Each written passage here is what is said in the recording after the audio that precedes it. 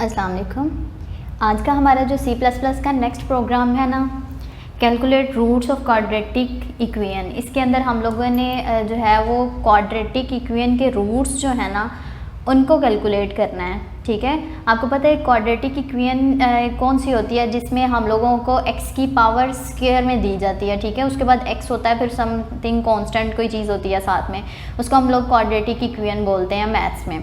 तो इसी quadratic equation को हम लोगों ने सोल्व करना है। ठीक है, और उसको सोल्व करके जब हम लोग मैथ्स में उसको सोल्व करते हैं, आपको पता है या तो हम लोग क्वाड्रेटिक फॉर्मूला लगा के उसको सोल्व करते हैं, या दूसरा मेथड होता है उसको हम लोग जो है ना फैक्टराइज करते हैं। ठीक है, तो कोई भी तरीका हम लोग यूज़ कर सकते हैं इसको क्वाड्रेटिक इक्वेशन को सोल्व करने का। तो जो हमारे पास से यहाँ पे आंसर जो आता है कोई भी क्वाड्रेटिक फॉर्मूला लगाने से, या जैसे आपको पता है क्वाड्रेटिक फॉर्मूला क्या होता है कि अगर हम लोगों ने यहाँ पे x की वैल्यू ही बेसिकली निकालनी होती है ना इस क्वाड्रेटिक इक्वेशन से, तो वो उस x की वैल्यू जो होगी वो हमारे पास किस तरह से आती है, वो हमारे पास फॉर्मूला जो होता है क्वाड्रेटिक वो होता है x is equal to minus B plus minus, यहाँ पे दो लिखे होते हैं, यहाँ पे मैंने प्लस सिर्फ ओनली कर दिया था, पहले मैंने प्लस माइनस ही लिखा था। ठीक है, तो यहाँ पे हमारे पास जो है ना प्लस है, प्लस स्क्वायर रूट के अंदर आ रहा है बी स्क्वायर माइनस 4ac, ऐसे ही होता है ना, x is equal to minus B plus minus square root के अंदर B square minus 4ac over 2a, ये हमारे पास होता है क्वाड्रेटिक फॉर्मूला। ठीक है, तो इस क्वाड्रेटिक फॉर्मूला को हम लोग सोल्व करते हैं तो तब हमारे पास जो है ना वो दो रूट्स निकलते हैं, यानी x की दो वैल्यूज़ हमारे पास आती हैं, एक प्लस में आती है एक माइनस में आती है। तो यहाँ पे हम लोगों ने उसके दोनों रूट्स लिख लिए हैं। उस क्वाड्रेटिक फॉर्मूला को प्लस वाले में अलहदा से लिख दिया, माइनस वाले में उसको अलहदा से लिख दिया, ये हम लोगों ने दो रूट्स लिख लिए। दोबारा से स्टेटमेंट को पढ़ते हैं। Write C++ program to calculate roots, हम लोगों ने रूट्स कैलकुलेट करने हैं of quadratic equation. Quadratic equation हम लोग को दी गई है ax square plus bx plus c equal to 0, इस तरह से आपको क्वेश्चन में पेपर में पूछा जाता है। ठीक है, टेक वॉल्यूम, अब हम लोगों ने क्या करना है वैल्यू, सॉरी यहाँ पे वैल्यूज़ आएगा, तो ठीक है, ये जो take values of a b and c, आपने यूज़र से तीन वैल्यूज़ लेनी है।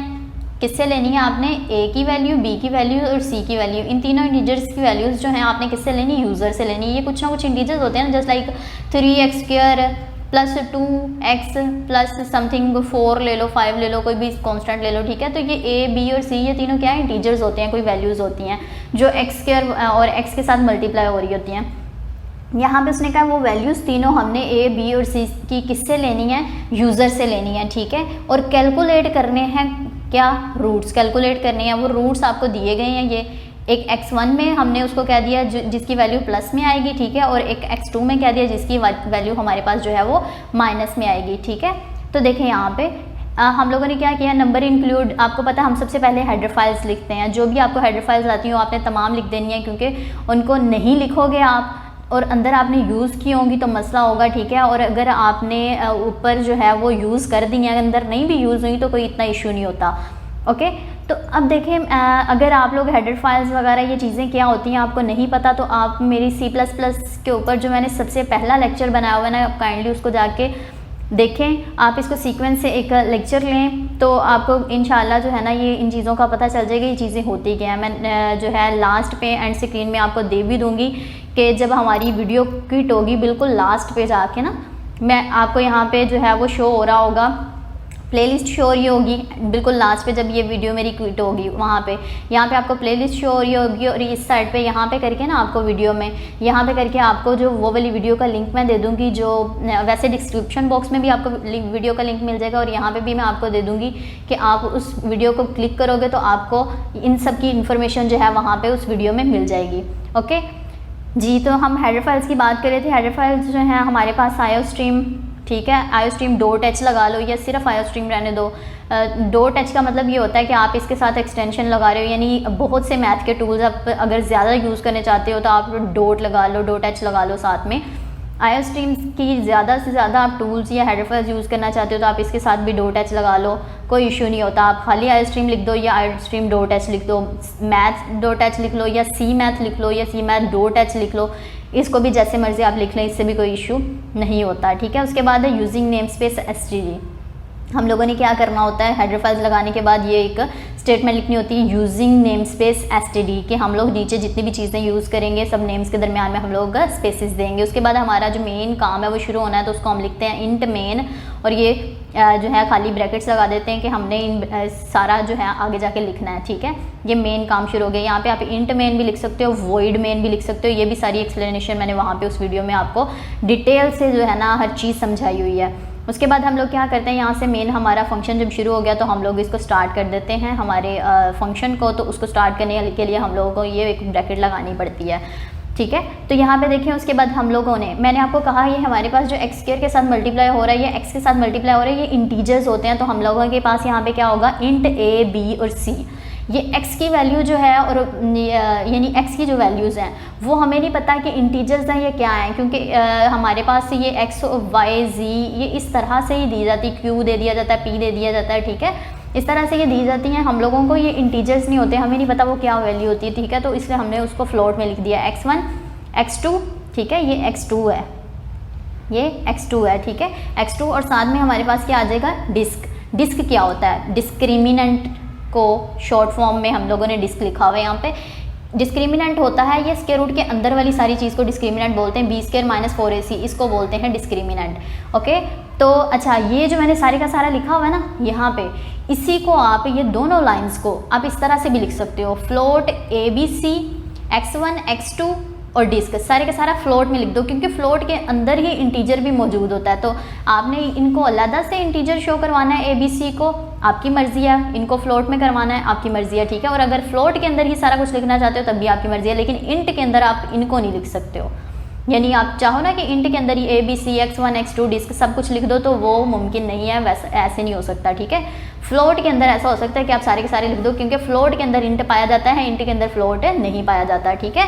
तो यहाँ तक हमारा ये था। नेक्स्ट हमारे पास जो है, अब जाहिर सी बात है आपको पता है, जब हम लोग फ्लोट करवा देते हैं उसके बाद हम लोगों ने करवाना होता है इसके अंदर देनी होती है, इनपुट देनी होती है ना, क्योंकि जब आप इनपुट जब तक नहीं दोगे तो आप किस तरह से कोई आउटपुट हासिल कर सकते हो, ठीक है। तो ये देखें, ये हमारे पास इनपुट है इसकी।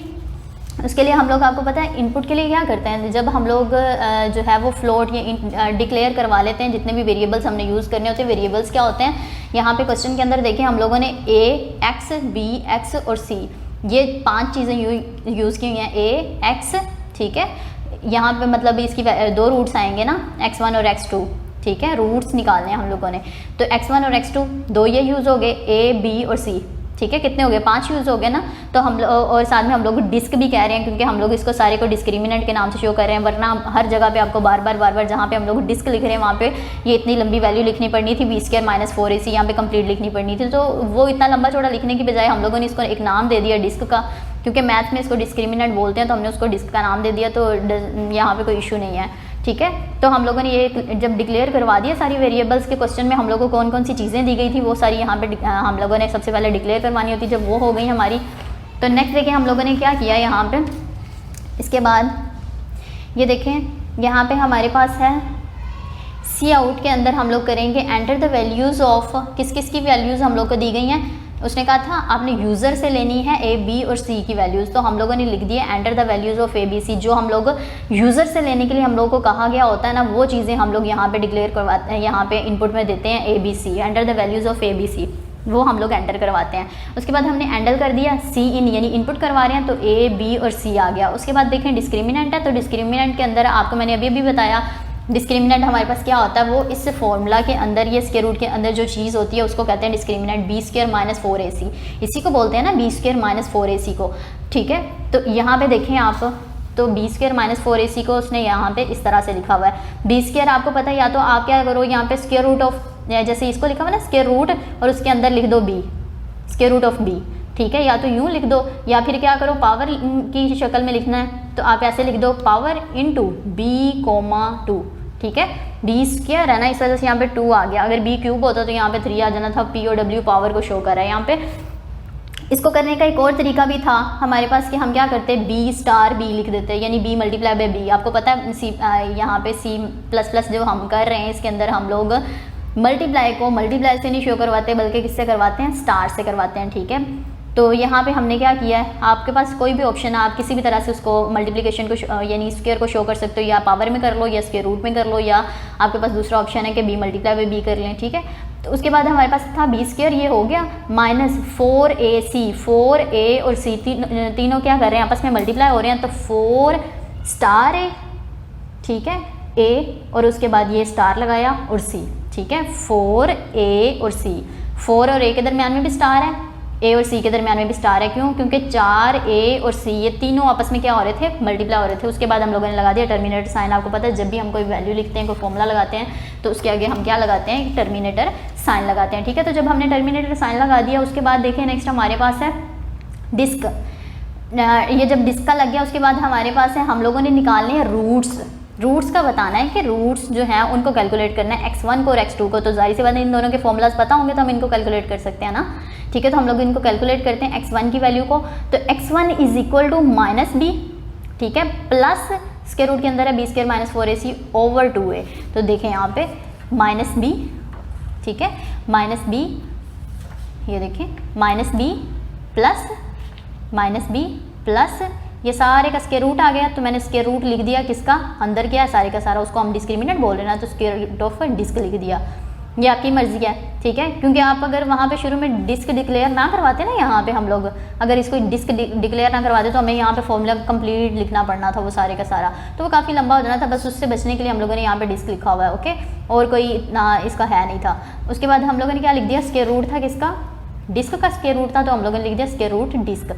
उसके बाद ये सारी चीज़ डिवाइड हो रही है 2a के साथ, तो हम क्या करेंगे, सारे को ब्रैकेट में बंद कर देंगे। तो ये हमने क्या किया, इस सारे को एक स्मॉल ब्रैकेट में बंद कर दिया। आप लोग यहाँ पे बिग ब्रैकेट नहीं यूज़ कर सकते हो, इनके अंदर फंक्शंस के अंदर आप लोग जो करली ब्रैकेट्स होती हैं उनको नहीं यूज़ कर सकते। करली ब्रैकेट सिर्फ शुरू और एंड के लिए होती हैं, सेंटर में आप लोग सिर्फ स्मॉल ब्रैकेट्स ये जो गोल गोल सी होती हैं ना, इनको सिर्फ आप यूज़ कर सकते हो, ठीक है।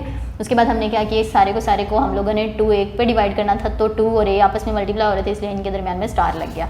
उसके बाद सेम इसी तरह दूसरे वाले के लिए लिखना है, तो उधर सिर्फ ये फ़र्क होता है, यहाँ पे प्लस था तो यहाँ पे माइनस आ जाएगा, तो ये बिल्कुल यहाँ पे प्लस था यहाँ पे माइनस। ये देखें यहाँ पे मैंने उसको स्क्वायर रूट के साथ लिखा है, यहाँ पे दूसरा मेथड आपको बता दिया कि हम इसको पावर के साथ भी लिख सकते हैं। पावर के साथ लिखेंगे तो देखें स्क्वायर रूट है इसकी पावर, स्क्वायर रूट का मतलब होता है 1/2। 1/2 को जब आप उसकी कैलकुलेटर से वैल्यू निकालें तो वो आपके पास 0.5 आती है। तो देखिए हम लोगों ने क्या लिख दिया, पावर ऑफ डिस्क की पावर कितनी है, स्क्वायर रूट थी ना, ठीक है, स्क्वायर रूट में था डिस्क, तो स्क्वायर रूट उसको हम लोग 0.5 से कहते हैं ना, क्योंकि 1/2 होता है। तो पावर ऑफ डिस्क कितनी है, 0.5, तो इसको पावर की फॉर्म में लिख दिया। जैसे b स्क्वायर था तो डिस्क का स्क्वायर रूट था, तो डिस्क का 0.5 लिख दिया, ठीक है। उसके बाद ये सारी चीज़ भी 2a पे डिवाइड हो रही थी, तो 2 स्टार a कह दिया इसको, ठीक है। ये हो गया हमारे पास। उसके बाद देखें हमारे पास जो सेकेंडली उसके बाद जो होता है हमारे पास आउटपुट हमने लेनी होती है। जब हम लोग फॉर्मूलाज को कर लेते हैं तब हमने क्या करना होता है, हमने आउटपुट लिखनी होती है। तो यहाँ पे आउटपुट पे देखें आप, तो हमारे पास है सी आउट फर्स्ट रूट, क्योंकि 2 रूट्स निकालने हैं ना, x1 की वैल्यू और x2 की वैल्यू। तो यहाँ पे देखें first root is equal to, या डॉट्स लगा लें या क्वेश्चन मार्क लगा लें, आपकी मर्जी होती है, यहाँ पे आप कुछ भी लगा सकते हैं। इनको इन्वर्टेड कॉमास में बंद किया, ठीक है, और ये हम लोगों ने उसको x1 नाम दिया हुआ था ना फॉर्मूले में, यहाँ पे आपकी मर्जी थी, आप इसको y नाम दे देते, z नाम दे देते, जो भी नाम देना था यहाँ पे आपका वही शो हो जाना था। तो यहाँ पे हमने x1 कहा हुआ था, तो यहाँ पे आपका x1 आ जाएगा। अब एंड्रॉयड ऐप में आप जो है ना इसको x1 को जैसे हम लोग लिखते हैं ना x1, जैसे x1 ऐसे लिखते हैं ना, एंड्रॉयड ऐप में ऐसे नहीं लिखते, वहाँ पे x और आगे 1 कैपिटल 1 ही आता है, ठीक है। वहाँ पे आप लोग इसी तरह से लिखते हो। परेशान नहीं होना कि हम लोग जो है वहाँ पे कैसे स्मॉल छोटा सा 1 नीचे लिख सकते हैं, तो उसके लिए जो है ना वो x जो है वो आगे 1 ही लिखा जाता है। अच्छा खैर, ये x1 हो गया। उसके बाद एंडल कर दिया, यानी लाइन ख़त्म होगी कि अगली आउटपुट अगली लाइन में शो होगी। तो देखें उसके बाद हमने सेकंड रूट लिख दिया, उसको x2 से रिप्रेजेंट किया हुआ था, तो एंडल हो गया, सिस्टम पॉज के हमारा फंक्शन जो है वो ख़त्म हो गया। तो ये हमारा आज का फंक्शन था। इसके अंदर हम लोगों ने सीखा है कि कैसे हम क्वाड्रेटिक इक्वेशंस के रूट्स निकाल सकते हैं, ठीक है, प्लस और माइनस की फॉर्म में। ओके, नेक्स्ट हम लोगों का जो लेक्चर होगा वो इंशाल्लाह इफ़ कंडीशन पे होगा। आप लोगों को मैं उसमें इफ़ एल्स इफ़ कंडीशन सिखाऊंगी, और हम लोग एक प्रोग्राम भी करेंगे। जुड़े रहें आप लोग इस चैनल के साथ, ठीक है। तो तब तक के लिए अल्लाह हाफिज़, नेक्स्ट वीडियो में मिलते हैं।